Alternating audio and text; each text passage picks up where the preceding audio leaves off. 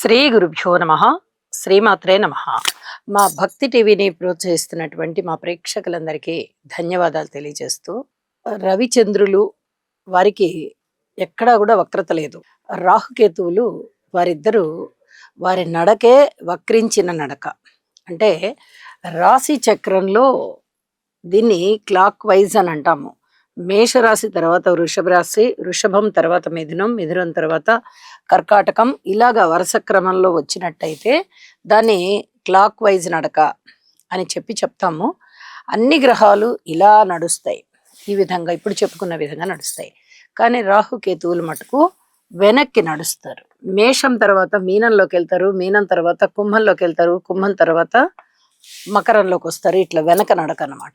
రాహుకేతువులకి వక్రత లేదు. ప్రకృతి ఎప్పుడూ కూడా వెనక్కి వెళ్ళడం అనేది ఉండదు. అలాగే సూర్య చంద్రులకి వక్రత లేదు.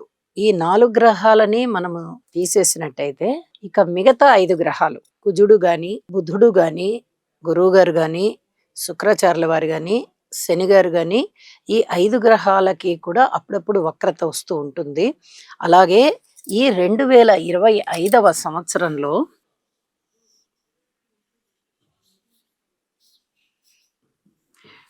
ఈ 2025 విశ్వావసు నామ సంవత్సరంలో గురువు గారికి వక్రత ఏర్పడింది. ఎప్పుడు ఏర్పడింది?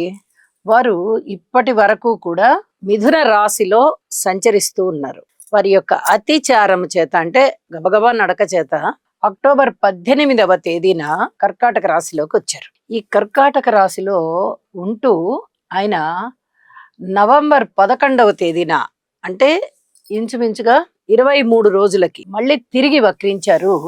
ఈ కర్కాటక రాశిలోకి వచ్చిన 0 డిగ్రీల 56 నిమిషాలకే, ఇంకా 1 డిగ్రీ కూడా పూర్తి కాకుండానే తొందరకు వచ్చారనమాట. అతిచారం అని అంటాం. ఆ అతిచారంతో కర్కాటక రాశిలోకి వచ్చినటువంటి గురువు గారు 0 డిగ్రీల 56 నిమిషాల దగ్గర, ఇది పునర్వసు నక్షత్రం 4వ పాదం అవుతోంది. ఈ పాదము దగ్గర మళ్ళీ తిరిగి వక్రగమనం చెందారు. మళ్ళీ తిరిగి వక్రించారు అనమాట. వక్రించిన వారు ఇక మళ్ళీ మిథున రాశిలోకి వెళ్ళాలి కదా. 0 డిగ్రీల 56 నిమిషాలు, 0 డిగ్రీల 39 నిమిషాలు, 0 డిగ్రీల 27 నిమిషాలు, ఇలాగ వెనక్కి వెళ్ళి వెళ్ళి వెళ్ళి వెళ్ళి మళ్ళీ పునర్వసు నక్షత్రం 3వ పాదం అయినటువంటి మిథున రాశిలోని పునర్వసు నక్షత్రంలోకి తిరిగి మళ్ళీ వక్రీకరించింది. ఎప్పుడంటే డిసెంబర్ 5న మిథున రాశిలోకి వెళ్ళిపోయారు. పూర్తిగా కర్కాటక రాశిలో 0 డిగ్రీలోకి వచ్చినప్పుడు మళ్ళీ వెనక్కి వెళ్ళిపోయారు అనమాట. ఈ విధంగా ఒక అదృష్టవంతమైన కాలం అని చెప్పచ్చు. ఒక శుభగ్రహము తన అతిచారము చేత చక్కగా ఒక రాశిలో ఈ అక్టోబర్ 18 దగ్గర నుంచి డిసెంబర్ 5 వరకు అనుకుంటే, అక్టోబర్లో 13 రోజులు అనుకుందాం, అలాగే నవంబర్ 30 రోజులు, డిసెంబర్లో ఒక 5 రోజులు,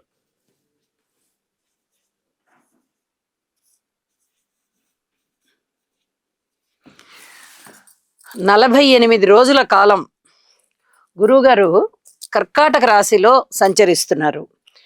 ఇది ఒక అదృష్టవంతమైనటువంటి కాలం అన్నమాట. చాలా రాశులకి చాలా అద్భుతమైనటువంటి విజయాలు ఉంటాయి. ఎందువల్ల ఉంటాయి అంటే, ఒక శుభగ్రహం అయినటువంటి గురువు అనేటటువంటి గ్రహము తన అతిచారం చేత తన యొక్క ఉచ్చరాశిలోకి వచ్చేసింది. ఈ ఉచ్చరాశిలో 3 నక్షత్రాలు ఉంటాయి కదా. పునర్వసు 4వ పాదం ఉంటుంది,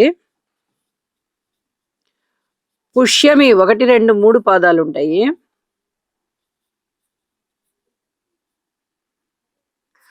ఆశ్లేష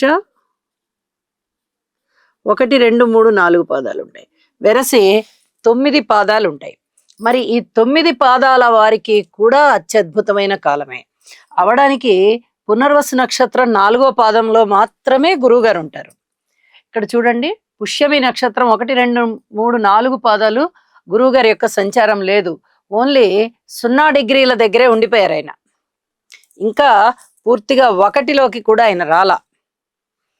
అయితే ఈ రాశి కర్కాటక రాశి ఉచ్చ రాశి గురువు గారికి.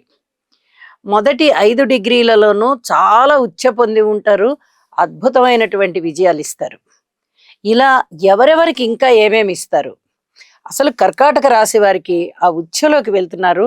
ఆ స్పెషాలిటీ ఏంటి? విశిష్టత ఏదో ఉంటుంది కదా! ఉచ్చ రాశిలో పైగా స్వనక్షత్రంలో ఉంటున్నప్పుడు చాలా అద్భుతమైన విజయాలుంటాయి. ఈ విజయాలు ఏమిటి?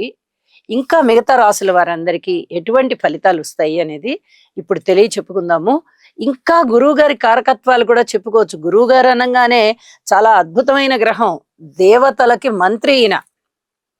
అలాగే ఎవరికి ఏ ఆపద వచ్చినా కూడా దేవతలకి ముందర మొట్టమొదట ఆలోచన చేసేది వీరితోనే. దేవగురువు బృహస్పతి అని మనకి మైథలాజికల్ గా వస్తుంది, పురాణ ఇతిహాసాల్లో వస్తుంది. అంతటి గొప్ప స్థాయి వీళ్ళకు ఉంటుంది. పునర్వసు నక్షత్రం వాళ్ళకి చాలా అద్భుతమైనటువంటి మంత్రాలోచన ఉంటుంది, చక్కటి తెలివితేటలు ఉంటాయి. అలాగే ఇక్కడ పునర్వసు నక్షత్రంలోనే సంచరిస్తున్నారు. మనం గమనించినట్టయితే ఆ నక్షత్రం దాటి పుష్యమి 1వ పాదంలోకి కూడా రాలా. పునర్వసు నక్షత్రంలో కూడా పూర్తిగా ఆయన సంచరించలేదు, 4వ పాదం అంతా కూడా. అయితే ఇక్కడ పునర్వసు అనేది గురువు గారి యొక్క సొంత నక్షత్రము, కర్కాటక రాశి అనేది గురువు గారికి ఉచ్చరాశి. ఇంత అద్భుతమైనటువంటి తన స్థానంలోకి వచ్చినప్పుడు ఇంకా ఏ విధంగా గురువు గారి యొక్క కారకత్వాలు పరిఢవిల్లుతాయి అని చెప్పుకోవాలంటే, ఇక్కడ ముందర గురువు గురించి చెప్పుకుంటూ తర్వాత కారకత్వాల గురించి చెప్పుకోవాలి. అద్భుతమైనటువంటి మంత్రాలోచన చేసేవారు గురువు. అతి చాకచక్యము, నిపుణత, అలాగే ఒక శుభప్రదమైనటువంటి గ్రహము, చూడంగానే చేతులెత్తి నమస్కారం చేసేటటువంటి వ్యక్తిత్వం ఉంటుంది. విద్యకి పెట్టింది పేరు, వేదాలకి పెట్టింది పేరు, ఒక క్రమశిక్షణకి పెట్టింది పేరు. అలాగే లా చదివే వాళ్ళకి, ముఖ్యంగా న్యాయవేత్తలకి, అంటే జడ్జెస్ కి, వేదాలు చదువుకునే వారికి, ఇలాగా రకరకాలైనటువంటి విద్యలు, ఆ విద్యలలో ఉన్న వారికి ఈయన కారకత్వం వహిస్తారు. చాలా అద్భుతమైనటువంటి వ్యక్తిత్వం ఉంటుందండి. చాలా చాలా మంచి ఆలోచనలు ఉంటాయి. దైవభక్తి బాగా ఉంటుంది, దైవ కార్యాలు బాగా చేస్తారు, ఎప్పుడు దైవ సేవలోనే ఉండడానికి ఇష్టపడతారు, పెద్దల పట్ల వినయ విధేయతలతో ఉంటారు. ఇవన్నీ కూడా చాలా అద్భుతమైనటువంటి లక్షణాలు, గురువుగారి లక్షణాలు. కాబట్టి ఇంకా గురువుగారి గురించి ఒక్క అక్షరం కూడా ఎక్కడ వ్యతిరేకత ఉండదు. అలాగే తన ఉచ్చ స్థానంలో ఉన్నప్పుడు ధనము బాగా తెచ్చిస్తారు. వృత్తి, ఉద్యోగ, వ్యాపార వ్యవహారాలలో చాలా చక్కటి ఆదాయాన్ని పెంచుతారు. అలాగే తను ఉన్న స్థితి నుంచి పై స్థితికి వెళ్ళేటట్టుగా, పై స్థాయికి వెళ్ళేటట్టుగా, పెద్ద చదువులు చదువుకునేటట్టుగా, పెద్ద పెద్ద రాజభోగాలు అనుభవించేటట్టుగా, పెద్ద పెద్ద ప్రొఫెషన్స్ లో ఉన్న వారితో చక్కటి స్నేహం ఏర్పడేటట్టుగా, అలాగే సన్మాన సత్కారాలు ఏర్పడేటట్టుగా, దూర ప్రాంతాలు తిరిగి వచ్చేటట్టుగా, తీర్థయాత్రలు ఎక్కువ చేసేటట్టుగా, ఇలా ఎన్ని రకాలైనటువంటి అభివృద్ధిని ఇవ్వాలో అన్ని రకాల అభివృద్ధిని ఇస్తారు. విద్య, ఉద్యోగము, వ్యాపారము, వివాహము, చక్కటి ఆరోగ్యము, అలాగే ఉన్నత స్థితి, ధన ఆదాయం పెరగడం, 2-3 రకాల ఆదాయాలు ఏర్పడడం, సన్మాన సత్కారాలు అందుకోవడము, అద్భుతమైనటువంటి గౌరవ ప్రతిష్టలు, మాట పరపతి ఇత్యాదివన్నీ కూడా గురువుగారి యొక్క కారకత్వాలే. గురువు ఎవరికైతే, ఏ రాశి వారికైతే అనుకూలంగా ఉంటారో ఆ రాశి వారికి ఇప్పుడు మనము చెప్పుకున్న ఈ గురువు గారి కారకత్వాలు కనీసం కొన్నైనా అప్లై అయ్యి వారు అభివృద్ధిలోకి వస్తారు. మీనరాశి వారికి అడవిలో ఒయాసిస్ కనిపిస్తే ఎంత ఆనందం పడిపోతూ ఉంటారో, వీళ్ళు ఈ 48 రోజులు కూడా అంత ఆనందం పొందుతారు. ఎందువల్ల? వృషభ రాశిలో సంచారం ప్రారంభమైన దగ్గర నుంచి 1 సంవత్సర కాలము, అలాగే మిథున రాశిలో 1 సంవత్సర కాలము, 2 సంవత్సరాల కాలం నుంచి వీరికి గురువు గారి యొక్క అనుకూలత లేదు. ఇప్పుడు పంచమ స్థానంలో గురువు గారు 48 రోజుల పాటు ఉంటున్నారు. ఈ 2 సంవత్సరాలలో గురు సంచారం జరిగినప్పుడు ఏవైతే బాధ అనుభవించారో, వీరు ఏదైతే దుఃఖాన్ని అనుభవించారో, ఎవరి ద్వారా అయితే వీళ్ళు చాలా చాలా బాధపడుతూ ఉన్నారో అవన్నీ కూడా తీసేసినట్టుగా అయిపోతాయి. పూర్తి ఆనందంలో మునుగుతారు. అద్భుతమైన దైవభక్తి పెరుగుతుంది. సంతానం వల్ల చాలా చాలా లాభాలు ఉంటాయి. సంతానం పట్ల మంచి సంతృప్తి కనిపిస్తుంది. సంతానం మీకు అండదండగా ఉంటారు. సంతానం లేని వారికి సంతానం కలుగుతారు. అలాగే అన్యోన్య దాంపత్యం ఉంటుంది. స్వగృహ నిర్మాణాలు ఉంటాయి. వ్యక్తిత్వం చక్కగా ఇనుమడిస్తుంది. మంచి పేరు ప్రఖ్యాతులు వస్తాయి. సన్మాన సత్కారాలు అందుకుంటారు. మీ మాటకి పరపతి పెరుగుతుంది. ఏదైనా పెట్టుబడులు పెట్టినా కూడా ఆ పెట్టుబడులన్నీ లాభాల దిశగా ఉంటాయి. పూర్వజన్మలో మీరు చేసుకున్నటువంటి పుణ్యం ఏదైతే ఉందో ఆ పుణ్యం అంతా ఇప్పుడు మళ్ళీ అక్కడికి వస్తుంది. అద్భుతమైనటువంటి ఫలితాలు మీకు ఉన్నాయి.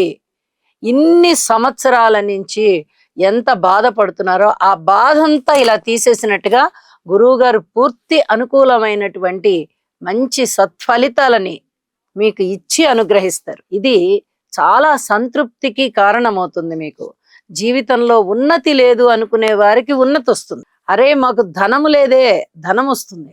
మంచి పేరు రావాలి కదా, ఇంతవరకు రాలేదే, పేరు వస్తుంది.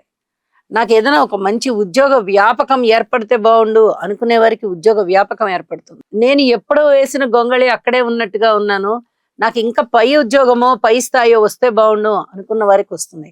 అంటే మీ సంకల్పాలు ఎలా ఉంటాయో ఆ సంకల్ప బలం అనేది చాలా ప్రధానంగా సిద్ధిస్తుంది.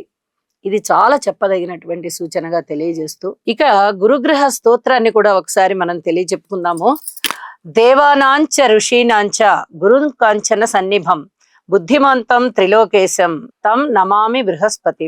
గురువు యొక్క అనుగ్రహం ప్రతి మనిషి మీద ఉండాలని, ప్రతి ఇంట చక్కటి శుభ కార్యాలు జరుగుతూ శుభకరమైనటువంటి పనులలో వారు కాలం గడుపుతూ శుభకరమైనటువంటి గురువు గారి యొక్క ఆశీస్సులు తీసుకుంటూ వారి వారి బుద్ధి విశేషము చేత చక్కటి జ్ఞానాన్ని పొందుతూ అభివృద్ధి పదంలో ఉంటారు అని చెప్పి ఆశిస్తూ ఆ గురువు గారిని ఈ విధంగా దీవించమని కూడా ఆశిస్తూ సర్వే జనా సుఖినో భవంతు.